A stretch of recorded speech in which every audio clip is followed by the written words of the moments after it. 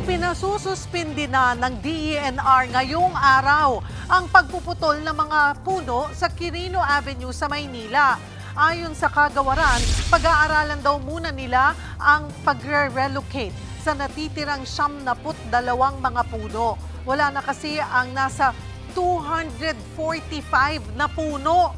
Pero paniniguro nila, papalitan naman ang mga nawalang puno ng higit 50,000 seedlings sa Intramuros, Baseco at Loton.